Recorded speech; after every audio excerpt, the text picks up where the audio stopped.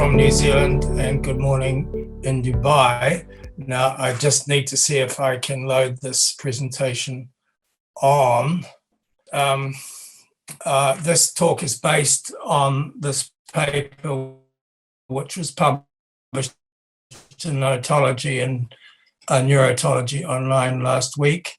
The other authors are Albert Mudry, who's really basically the world authority on the history of the ear, Ian Kerthoys, who is University of Sydney, is an expert on ear structures and their relationship to the vestibular system, and Christopher Smith, I think a student of him from Sydney, who's currently working in New York.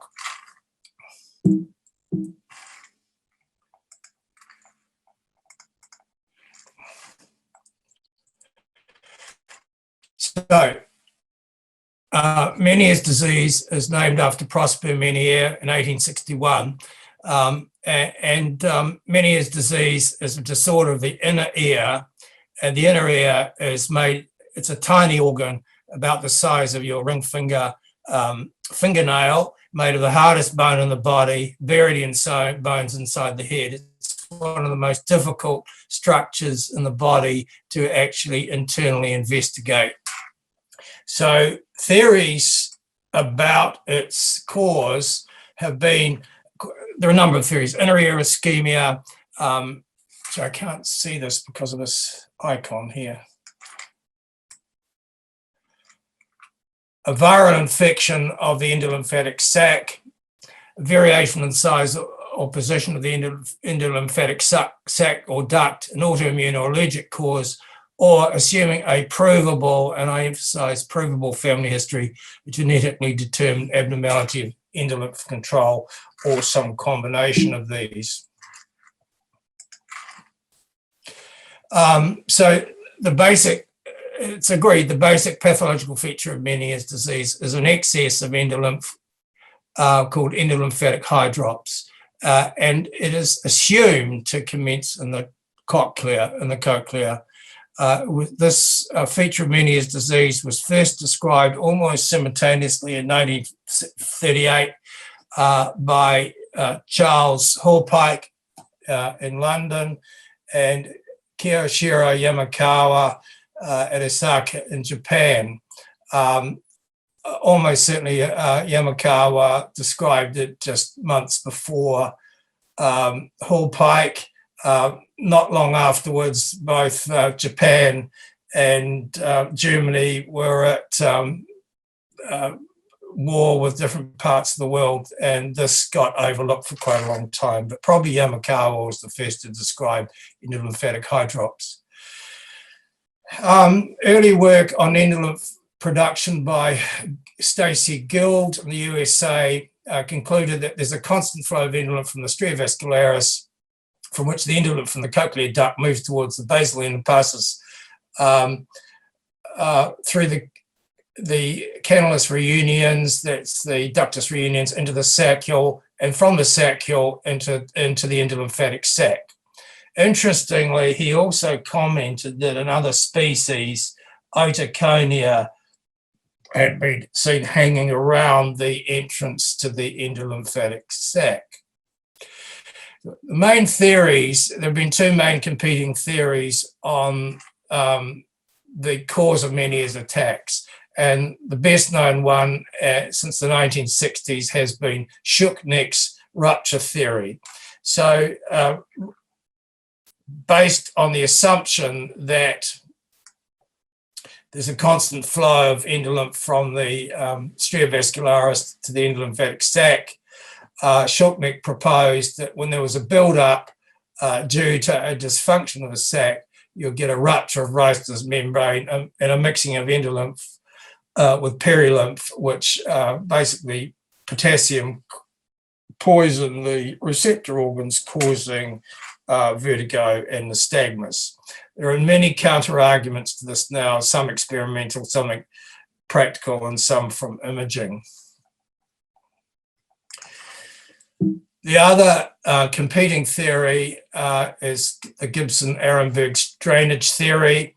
In 1996, Alex Salt and colleagues put a ionic marker into the high in the cochlea of guinea pigs and found that there isn't a constant flow. High cochlear hydrops is usually cleared by radial flow, and this longitudinal flow of gild only occurs when something goes wrong, if there's an excess. So this we have a video online which best explains the Gibson Aronbergs theory. So here it is. If excessive hydrops cannot be cleared by radial flow, the endolymphatic sac attempts to clear it. The sac contains hydrophilic glycoproteins. Endolymph from the cochlea moves towards the sac. It may clear it, but if the endolymphatic duct is in some way blocked, endolymph fills the endolymphatic sinus. If the sac still cannot clear it, endolymph refluxes through the valve of Bast and past the utricle into the horizontal canal ampulla. It is now known that stimulation of the utricle alone can cause vertigo with nystagmus. Therefore, the nystagmus seen during a Meniere's attack could be due to a combined stimulation of the utricle and the horizontal canal receptor. If the endolymphatic duct obstruction is overcome, the sac may eventually clear the hydrops. Changing direction of nystagmus is likely due to endolymph moving in one direction and then in the opposite direction. As the endolymphatic sac becomes more dysfunctional, the attacks cease as the hydrops involves the cochlea, vestibule, and the canals.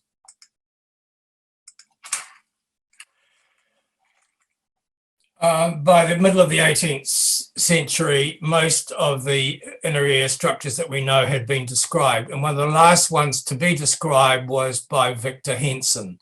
He was what you would call a polymath. He was he's known as the father of oceanography, and he coined the word plankton, which means drifting. And in 1863, he published a paper on the mammalian ear in which he described these cells here, which I'm sure you would have heard of as Henson's cells. He also described a new structure he called the canalis reunions. And he describes connecting the cochlea with the saccule. He measured its dimensions as best he could. And he made the comment, without a doubt, the otoliths can be driven into the cochlear canal, as well as they are usually pressed into the semicircular canals in certain otological sections of the labyrinth. In other words, he saw BPV about 100 years before others described it and explained it.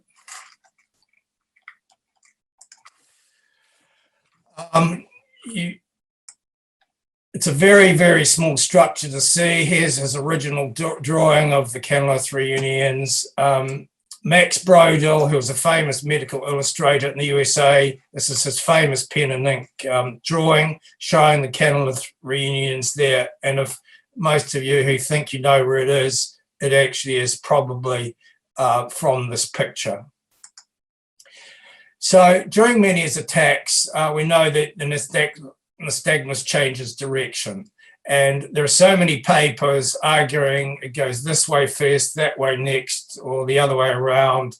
And the problem is it depends on the phase of the attack where you're measuring it. And a brilliant study by Phillips and others from Nottingham, the UK, with a head-held worn digital nystagmus recorder, recorded an attack of Meniere's disease. And over 3 hours, there were 8 nystagmus reversals. And most likely, these are explained not by rupture, but from endolymph flowing one way and then the other way. So what is the evidence for endolymphatic system blockages?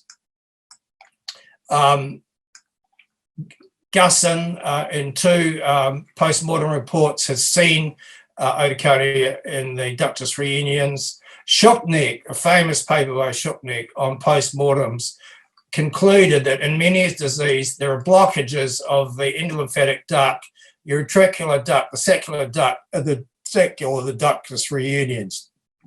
And then Yamane and colleagues in Japan have published about 5 studies of 3D CT imaging where they're attempting to show these blockages, but the problem is the images are not of sufficient quality to be absolutely convincing that there are blockages and what they might be. A very interesting study on Oticonia by Zucker and colleagues. They put frog Oticonia in endolymph in a petri dish, and what they found was after about 20 hours, a lot of them had dissolved. 100 hours, they'd all dissolved. So nature intends that when Oticonia fall off the utricle and presumably the saccule, that they dissolve. And if they don't dissolve, they cause trouble. What size are detached Oticonia? Well, Oticonia are about 10 microns and 0.01 millimeters in diameter. This famous picture by Parnes in 1992, when he operated on a posterior canal for BPPV and saw Oticonia, which proved Epley's canalithiasis theory.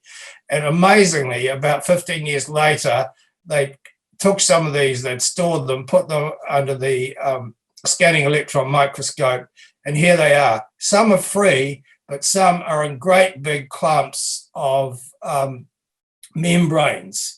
So they can be in very, very large clumps. This is the micro-CT work from our paper done by Ian Curthoys and Christopher Smith. This is probably the second ever published micro-CT image of a human ductus reunions. Here it is here. It's very, very clear. Its narrowest width is 0.14 millimeters. So it's likely that 14 Oticonia, probably in clumps, could actually cause some partial or total obstruction. The cause of the initial cochlear eye drops in Meniere's disease is unknown, but it could be initiated by detached Oticonia from the saccule obstructing the reuniting duct. The eye drops moves into the saccule. As more Oticonia are released from the damaged saccule, they move toward the utricle and then obstruct the endolymphatic duct, the vestibular aqueduct, and proximal endolymphatic sac as it tries to clear the eye drops and the Oticonia. Increasing eye drops then damages the utricle with further release of Oticonia. The eye drops eventually involves the entire inner ear. The cause of the initial cochlear eye drops in Meniere's disease is unknown. Cochlear eye drops in Meniere's disease. Now, what is the true age of onset of Meniere's disease? This is something I'm very, very hot on. I was taught that Meniere's disease begins in your 40s or so. It's not true. We've got evidence, some of us, some from our hospital, some from Professor Gibson, with a very, very refined definition of the age of onset. It is not like that. Similarity of the age of onset of Meniere's disease and benign paroxysmal positional vertigo, rare in children, occasional in teenagers, increasing in prevalence from the age of 20, most between 30 and 60 years, with an onset older than 60 years in approximately 1/3 of patients, raises the possibility that the two conditions have the same fundamental cause. Similarity of I'm getting near the end. I should mention this. We mentioned the two main competing theories. There is for those of you who follow this, you need to be aware of this. There's a very recent third Meniere's attack theory from Sweden by Rask Andersson and colleagues using micro-CT and synchrotron. Synchrotron is a 3D color application of micro-CT, which produces these beautiful 3D color pictures. And what they found is that the venous plexus around the endolymphatic duct draining into a vein there. And they postulate that this plexus can produce a sudden actually produce a sudden surge of endolymph going forwards, causing an attack. It's very speculative, and it could actually damage and release otoconia, but that's the latest in the theories on Meniere's attacks. So just to summarize, there is evidence that endolymphatic system blockages seem to be a feature of Meniere's disease. That this sort of thing might happen was suggested by Phillips and Prinsley in 2009. Yamani in a series of papers on CT imaging of the inner ear has published on this. Hornibrook and Bird in Otorhinolaryngology head and neck surgery, Hornibrook in the JLO, and the animation I've referred to, and then all Hornibrook moved to Keithers and Smith's ductus read in 2021.